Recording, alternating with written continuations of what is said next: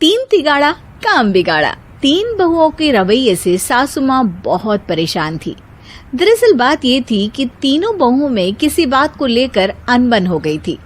तब से ही तीनों एक दूसरे से मुंह फुलाए रहती थी। ना कोई सीधे मुंह किसी से बात करती, ना किसी का कहना मानती। पड़ोसी भी इस बात को जानते थे और जाने कैसे कैसे बातें भी करते। इसीलिए सासू माँ ने तीनों बहुओं को तुरंत अपने कमरे में बुलाया। मैं कई दिनों से देख रही हूँ, तुम तीनों अलग अलग सारे काम कर रही हो। ये सब नहीं चलेगा, तीनों को मिलकर ही काम करना पड़ेगा। सास की बात सुनकर एकदम से बड़ी बहू बोल उठती है। नहीं मम्मी जी, मैं इन दोनों के साथ कुछ नहीं कर सकती। मैं इस घर की बड़ी बहू हूँ, फिर भी ये मेरा कहना बिल्कुल भी नहीं मानती। अरे जेठानी जी, जानबूझकर मुझे डबल काम करवाती है आप, और छोटी मुझसे टेढ़े मुंह ही बात करती है। इन दोनों के बीच हमेशा सैंडविच बन जाती है मेरी, और मैं हमेशा आलू की तरह बीच में मसली जाती हूँ। मम्मी जी, इन दोनों को लगता है कि मैं छोटी हूँ तो इनके पैरों तले दब जाऊंगी, लेकिन नहीं, मेरा भी उतना ही अधिकार है जितना इन दोनों का है। बड़ी आई दोनों मेरी चुगली करने के लिए, मुझे क्या कम समझ रखा है। तीनों बहू एक दूसरे से बहस करने लगती है और सास दोबारा ये देखकर टेंशन में आ जाती है और सबसे कहती है, चुप हो जाओ, अब से तुम तीनों सारे काम एक साथ करोगी, आंख बंद करके एक दूसरे की बात सुनोगी। तुम तीनों इस बात को गांठ बांध लो, वरना अगली छुट्टियों में तुम्हारा अपना मायके जाना कैंसिल। सास की बातें सुनकर डर के मारे तीनों हामी भर देती हैं। जी मम्मी जी, मैं समझ गई। हाँ मम्मी जी, जैसा आप कहें, आप जो कहेंगी मैं वही करूंगी।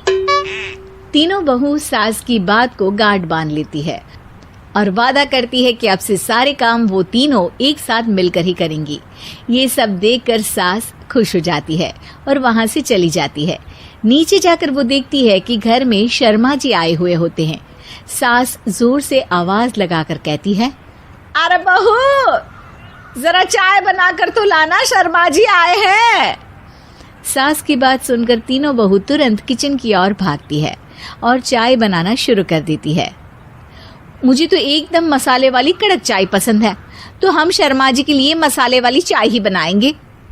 अरे नहीं दीदी, गर्मी के मौसम में मसाला चाय कौन पीता है?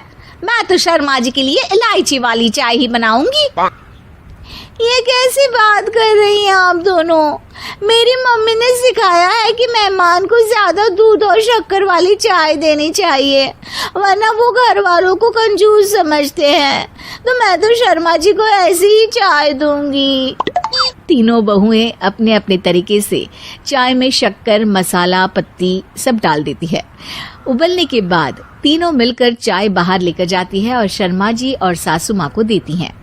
चाय पीने के बाद शर्मा जी सासू माँ को देखकर शर्मा जाते हैं और शर्मिंदा महसूस करते हैं कि आखिर उन्होंने चाय पीने के लिए हामी क्यों भरी। सासू माँ भी चाय पीना शुरू करती है और कहती हैं, अरे बहू, ये कैसी चाय बनाई है? चाय है या मीठे दूध की बासुंदी? हाँ, चाय अच्छी नहीं लगी क्या? कोई बात नहीं, हम पराठा बनाकर लाते हैं। चलो चलो अंदर। हाँ चलो। हाँ, आती हूँ मैं भी।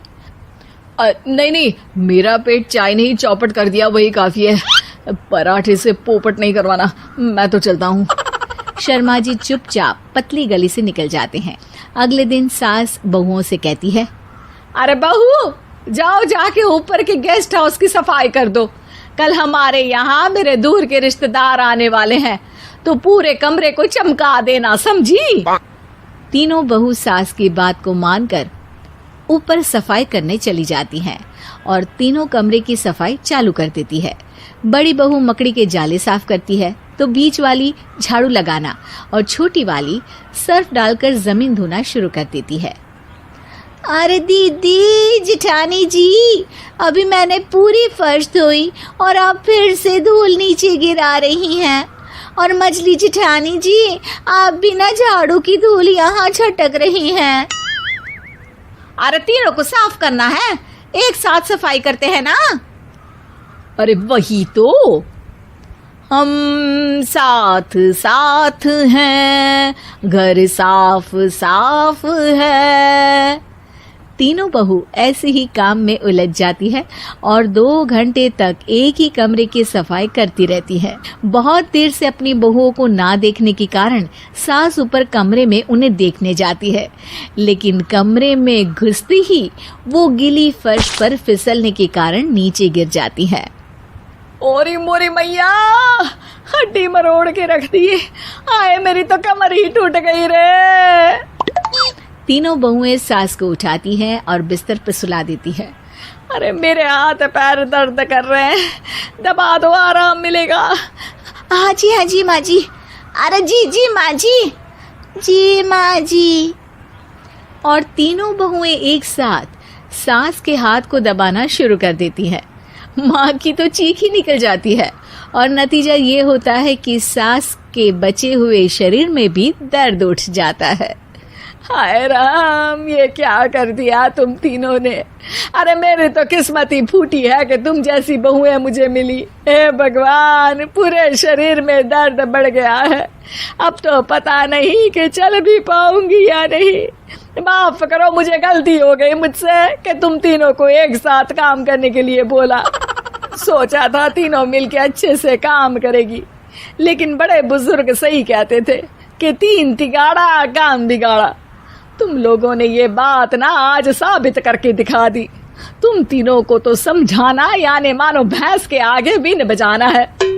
तुम्हें अकेले अकेले काम करना है ना, तो अब से तुम अकेले ही अपना अपना काम करो। तीनों बहुएं वहां से जाने लगती है। अरे कहाँ जा रही हो?